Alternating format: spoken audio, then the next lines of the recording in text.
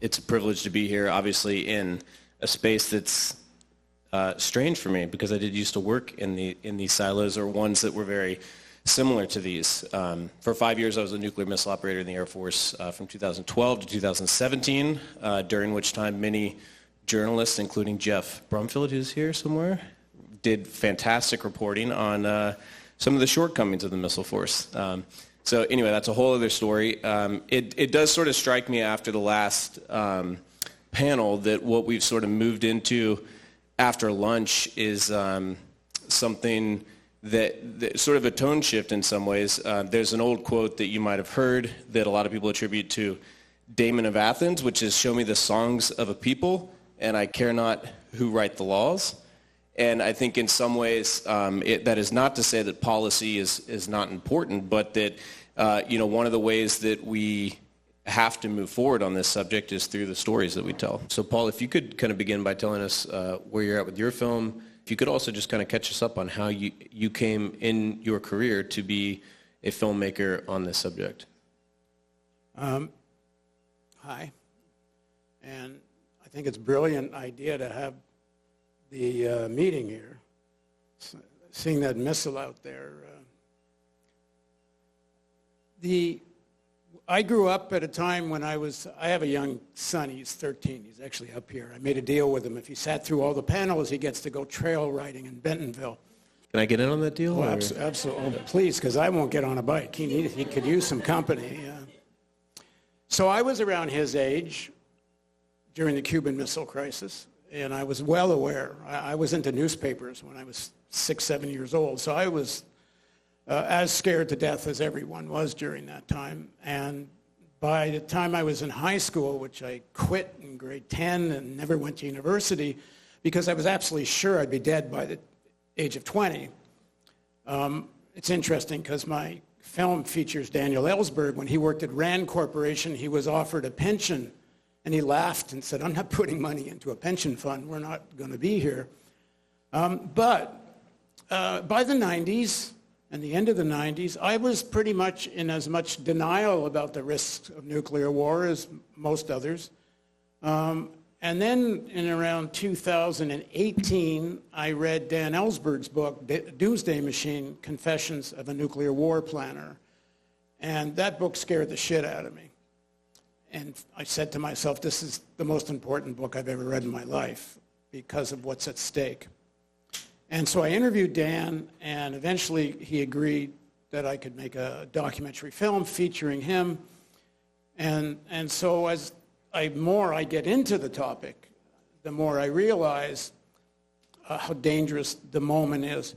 And before we watch the trailer, I would like a promise from everyone. Of course, you're not going to make it, but I'm going to ask anyway. Can everyone please stop saying "since the end of the Cold War"? It did not end. The Cold War wasn't just about the Soviet Union. The Cold War was about suppressing domestic dissent, weakening workers' unions. It was about exaggerating the external threat, whether it was Soviet Union or now China. Listen to the rhetoric of President Trump. Is it different than McCarthy's? Is it different than the 1950s? How about Joe Biden says he's going to defend Taiwan and risk nuclear war? How is that different than what we heard all throughout the Cold War? The Cold War didn't end. We are in the midst of it. And most of us are looking at the world through the filters that we were taught as children. A fabric of lie after lie after lie.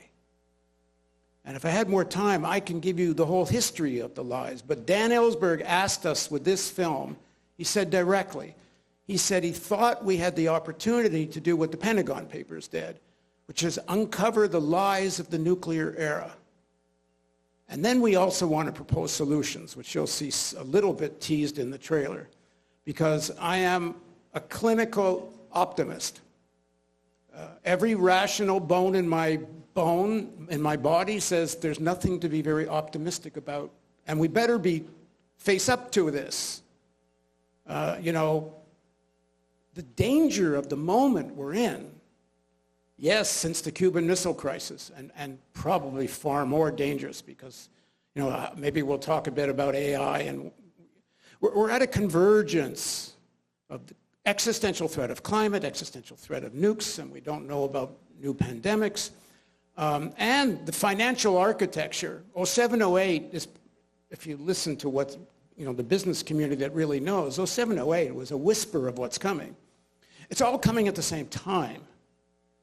So are we humans going to make it? Well, every rational bone in my body says probably not. But as I said, I'm a clinical optimist, and I really do think we can make it. But we better face up to this crazy fabric of bullshit that we swim in.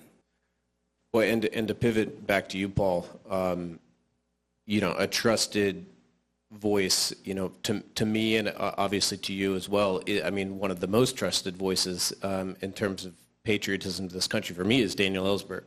And so, but one of the things that I come up against as a former nuclear missile operator is when I talk to people under a certain age and tell them what I used to do, they look at me like, what people still do that? Not to be disrespectful, but Daniel Ellsberg may fall into that category as well for a lot of Americans, where it's become a name that means a lot to maybe a fewer amount of people, which of course is all the more reason to make a film about him. But I wonder if you could speak a bit about Daniel Ellsberg and the filmmaker. The question that every filmmaker gets is why now? And so why is it important to lead into this conversation with his voice specifically at this point in time? Well, first of all, it's not a film about Daniel Ellsberg. It's a film about our current moment, what's at risk, and what we can do about it. And my approach, my belief is we cannot really face up to the reality of the risk and what solutions are if we don't get past our Cold War mentality. Because we have such a built-in belief system that's been deliberately fabricated, promoted, and inculcated in Americans and Canadians and Europeans right from 1945-46, at the very least. And the reason Ellsberg's a good way to tell the story, part of the story, is because he was a true believer. Ellsberg was the most militant Cold Warrior you could possibly find. I don't know if you know who Curtis LeMay was, but he was almost on the same page. He didn't want to launch. Curtis LeMay was, for people that don't know, head of the Stratcom, the guy that actually firebombed Japan and ordered the dropping and actually engineered the dropping of the nuclear weapons in Hiroshima and Nagasaki. Ellsberg was on his page. And then over his course of time working at RAND Corporation, advising the Pentagon and the White House during the Cuban Missile Crisis, he started to realize this is all based on lies. They lied about the bomber gap. They said the Soviets had 1,000 nuclear bombers when the Americans only had about 300-400. The truth turned out to be completely the opposite. Then they had and out of that, by the way, I'm going to cover some things pretty fast here, but if you want to know more, I'm around. They created something called the SAGE radar system that came out of the bomber gap, where, they're going to come get us with bombers. We're going to have a radar system in northern Canada that's going to have Beaumark missiles, and when they come in, we're going to shoot them out of the sky because they have the advantage, they have more bombers. First, it was a lie. There was no more bombers. Second of all, the bloody thing never worked because they never figured out how to deal with radar jamming. But get this, and how come none of you, raise one person never heard of the SAGE radar system before? Maybe Matt. Well, not even Matt. Okay, here's one. Oh, 2, 3. That's remarkable. I almost never get... You're in good company today. The SAGE, I don't know if you know this, the SAGE radar system. Now, the Manhattan Project was the biggest industrial project in the history of the United States, and SAGE cost 3 times more than the Manhattan Project. Did you know that? I didn't know that until recently. It was a boondoggle. It was a scam. It never worked. Then they have the missile gap. You saw it here. oh, they have 1,000, we only have 40. It turned out the Soviets had 4. But out of that, they created a program called BMEWS, B-M-E-W-S. This was linked to SAGE, and it was going to have a system that could knock out ICBMs on the way in. Never worked. The whole thing was nonsense. Another, in today's dollars, billions and billions of dollars. It's been lie after lie, and you can draw a line from this lying right to the Golden Dome. Because the anti-ballistic missile systems, I mean, my line about it, it's not about the dome, it's about the gold.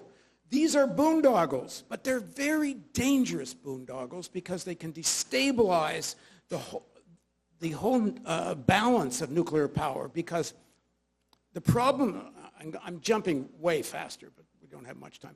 The problem with the Golden Dome is that it's SDI of Reagan, but with AI. So is it possible, and you know that they've always said it's impossible to hit a bullet, meaning an incoming missile, with a bullet, meaning a missile. Now they're saying, oh no, with AI, now we can hit a bullet with a bullet. But it's an entire lie, because even if you can, AI can't distinguish between the bullet and the bullshit. The missile is surrounded by decoys. There's only one way it works. If you blow up an atomic bomb in space, then maybe you'll hit the decoys and the missile, which means such a weaponization of space. Of course, it's the violation of the space treaty, but do they actually give a damn about treaties anymore? Obviously not. They abrogated the 72 ABM treaty. They're not going to give a damn about the space treaty. So let me back up, because it's the continued operation of Cold War mentality that allows the Golden Dome even to be a thing you can talk about, because people just don't know. Just to quickly add one thing, add to that AI, which on its own is being called an existential threat. Now put AI together with nuclear weapons. What is the insanity of that? It's the insanity that drove the whole Cold War, which is, you know what? Maybe the world's going to blow up. We're going to make a lot of money today, and we're going to use this power to continue to dominate the world. And they're willing to risk the apocalypse for these objectives. So the question to journalists here, are we going to play ball with this? Are we going to be quiet? Or are we going to, stick our necks out and challenge this? Because, if we don't, we're doomed. But I think we will. Like I said, I'm a clinical optimist. So just staying with you, Paul, on that subject, obviously this film is a call to action as much as anything. So, let's fast forward, into the future. Every person in the country has seen your amazing movie. What does that look like? What practical steps are you hoping to see from, an awakened public on this issue? That everybody where they are in the society gets whatever they're a member of. I don't care if it's a wine club to a union. Everybody needs to talk about these issues, needs to be have the courage to cut through the attempt to be in denial. Denial is much more comforting. Yeah, the woman that spoke earlier, I'm sorry, I forget her name, but why aren't you doing, dessert recipes? Well, but the truth is, it's because people don't get it. I talked to a guy that lost his fire chief, that lost his fireman's son in 9/11. He had no idea that it was the CIA that invited bin Laden to come to Afghanistan. He had no idea that the beginnings of al-Qaeda was under the auspices of the CIA. When I just gave him some basic facts about the Afghan war, his mouth just dropped. People will go to dessert menus because they have never even encountered any of this. So I would hope, there are chapters everywhere to get people to talk about the film. I hope people don't vote for a single candidate that won't have a platform that deals with the nuclear risk. I mean, phase out ICBMs, get rid of launch on warning, get rid of sole authority. There's several basic things that can be done without needing a treaty with anybody else. Because here's the dirty secret about nuclear weapons and negotiations. Russia and China are never going to agree to anything to reduce the risk of nuclear war as long as the United States has such conventional superiority.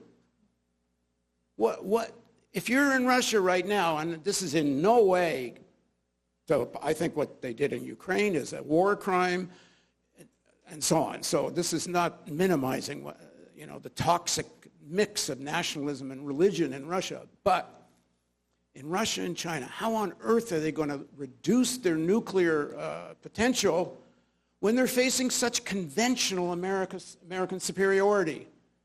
So Americans better be honest that they need to do some unilateral steps to prove they're willing to reduce the risk. And number one, get rid of places like this. Get rid of ICBMs, close them down, get rid of launch on warning. That can be done. And it doesn't change an iota of the American ability for a second strike, because American has so many, 14 subs. Every one of those subs can knock out about 27 cities all by itself. These silos, as it said here, they are just part of a fabric of very risky bullshit. We chose this industry. Thank you. I do a little. Yeah, please. So when I was walking down here, I promised I would try to keep to the Carl Sagan calmness. You did it for me, thank you. But when I start getting into it, it's hard to keep a Carl Saganist voice. I would just suggest, in the moment we're in right now, please don't go back to a normal life. Don't go and write what you normally write, unless you're already writing about this. Maybe some of you are. We're in this moment. If you're not already on this topic and dealing with it realistically, if you're not already facing up to these Cold War mythology and how it operates today, please don't leave here and just go back, because that's what we all do. We just go back to our lives, we compartmentalize. And if all of us keep doing that, we won't, any of us, be here for long.